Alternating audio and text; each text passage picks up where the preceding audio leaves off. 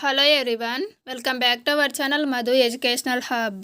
Friends, ఈ వీడియోలో 9th class geography new text బుక్లోని ఫస్ట్ లెసన్ భారతదేశం పరిమాణము మరియు ఉనికి. ఈ లెసన్లో ఉన్నటువంటి లైన్ టు లైన్ బిట్స్ అన్నీ కూడా నోట్స్గా ప్రిపేర్ చేయడం జరిగింది. సో వీడియో చూస్తున్న ప్రతి ఒక్కరూ కూడా లైక్ చేయండి, షేర్ చేయండి, సబ్స్క్రైబ్ చేయండి. మీ ఫ్రెండ్స్కి అండ్ ఫ్యామిలీ మెంబర్స్కి కూడా షేర్ చేయండి. ఫస్ట్ పాయింట్, భారతదేశం పూర్తిగా ఉత్తరార్ధగోళంలో ఉంది. మన దేశం ఏ ఏ అక్షాంశాలు మరియు ఏ ఏ రేఖాంశాల మధ్య విస్తరించి ఉంది అంటే 8 డిగ్రీల 4 నిమిషాల ఉత్తర అక్షాంశం నుంచి 37 డిగ్రీల 6 నిమిషాల ఉత్తర అక్షాంశాల వరకు, 68 డిగ్రీల 7 నిమిషాల తూర్పు రేఖాంశం నుంచి 97 డిగ్రీలు 25 నిమిషాల తూర్పు రేఖాంశాల వరకు ఇది విస్తరించి ఉంది. కర్కట రేఖ అనేది మన దేశాన్ని దాదాపుగా 2 సమాన భాగాలుగా విభజిస్తుంది. సో భారతదేశాన్ని 2 సమాన భాగాలుగా విభజిస్తున్న రేఖ ఏది అంటే కర్కట రేఖ. 23.5 డిగ్రీల ఉత్తర అక్షాంశాన్ని కర్కట రేఖ అని పిలుస్తాము. ప్రధాన భూభాగానికి ఆగ్నేయ దిశలో బంగాళాఖాతంలో అండమాన్ నికోబార్ దీవులు, నైరుతి దిశలో అరేబియా సముద్రంలో లక్షద్వీపులు అనేవి ఉన్నాయి. భారతదేశానికి దక్షిణాన చిట్ట చివరి ప్రాంతం ఏది అంటే ఇందిరా పాయింట్. ఇందిరా పాయింట్నే మనము పిగ్మోలియన్ పాయింట్ అని కూడా పిలుస్తారు. ఈ ఇందిరా పాయింట్ అనేది 2004లో సంభవించిన సునామీలో సముద్రపు నీటిలో మునిగిపోయింది. భారతదేశం భూభాగము 3.28 మిలియన్ చదరపు కిలోమీటర్ల విస్తీర్ణాన్ని కలిగి ఉంటుంది. సో భారతదేశ భూభాగ విస్తీర్ణం 3.28 మిలియన్ చదరపు కిలోమీటర్లు. నెక్స్ట్ పాయింట్, భారతదేశం యొక్క మొత్తం వైశాల్యం ప్రపంచంలోని మొత్తం భూభాగంలో 2.4% ఉంది. ప్రపంచంలో 7వ పెద్ద దేశం భారతదేశం. నెక్స్ట్ పాయింట్, భారతదేశ భూ సరిహద్దు 15,200 కిలోమీటర్లు.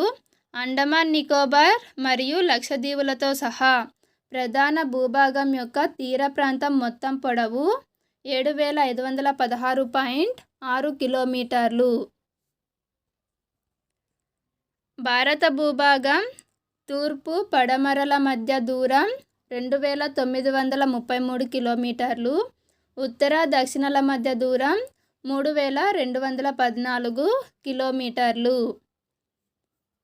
గుజరాత్ నుంచి అరుణాచల్ ప్రదేశ్ వరకు 2 గంటల సమయం అనేది వ్యత్యాసం అనేది ఉంటుంది. భారత ప్రామాణిక రేఖాంశం ఏది అంటే 82.5 డిగ్రీల తూర్పు రేఖాంశం.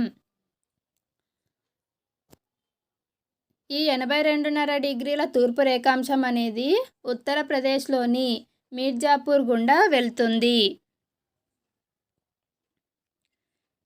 ఫ్రెండ్స్, 82.5 డిగ్రీల తూర్పు రేఖాంశం అనేది 5 రాష్ట్రాలు, 1 కేంద్రపాలిత ప్రాంతం గుండా వెళ్తుంది. ఇది చాలా ఇంపార్టెంట్ అండి. సో ఈ 82.5 డిగ్రీల తూర్పు రేఖాంశము ఉత్తరప్రదేశ్, మధ్యప్రదేశ్, ఛత్తీస్గఢ్, ఒడిశా, ఆంధ్రప్రదేశ్, పుదుచ్చేరి ఈ రాష్ట్రాలు మరియు కేంద్రపాలిత ప్రాంతం గుండా వెళ్తుంది. 1869లో సూయజ్ కాలువ అందుబాటులోకి రావడం వలన ఐరోపా నుంచి భారతదేశానికి 7,000 కిలోమీటర్ల దూరం తగ్గింది. ఫ్రెండ్స్, మన దేశంలో 28 రాష్ట్రాలు, 8 కేంద్రపాలిత ప్రాంతాలు ఉన్నాయి. అంతర్జాతీయ సరిహద్దు తీర ప్రాంతం లేని రాష్ట్రాలు 5 ఉన్నాయి. వీటినే భూ పరివేష్టిత రాష్ట్రాలు అని అంటారు. అవి ఏవి అంటే తెలంగాణ, ఛత్తీస్గఢ్, మధ్యప్రదేశ్, హర్యానా, జార్ఖండ్. ఈ రాష్ట్రాలకి అంతర్జాతీయ సరిహద్దు లేదు, తీరరేఖ కూడా లేదు. భారతదేశం తన భూ సరిహద్దులను వాయువ్యంలో పాకిస్తాన్, ఆఫ్ఘనిస్తాను, ఉత్తరాన చైనా, నేపాల్, భూటాన్, తూర్పున మయన్మార్, బంగ్లాదేశ్లతో పంచుకుంటుంది. సో భారతదేశానికి వాయువ్యంలో పాకిస్తాన్, ఆఫ్ఘనిస్తాన్ ఉన్నాయి. ఉత్తరాన చైనా లేదా టిబెట్, నేపాల్, భూటాన్ ఉన్నాయి. తూర్పున మయన్మార్, బంగ్లాదేశ్ అనేవి ఉన్నాయి. శ్రీలంక, మాల్దీవులు అనే 2 ద్వీప దేశాలు సముద్రం మీదుగా దక్షిణాన ఉన్నాయి.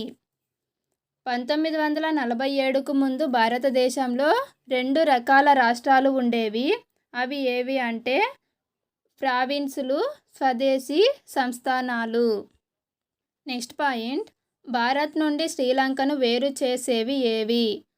పాక్ జలసంధి మరియు మన్నార్ సింధు శాఖ, ఈ 2 కూడా భారతదేశాన్ని, శ్రీలంకను వేరు చేస్తున్నాయి. ఫ్రెండ్స్, ఇది చాలా ఇంపార్టెంట్.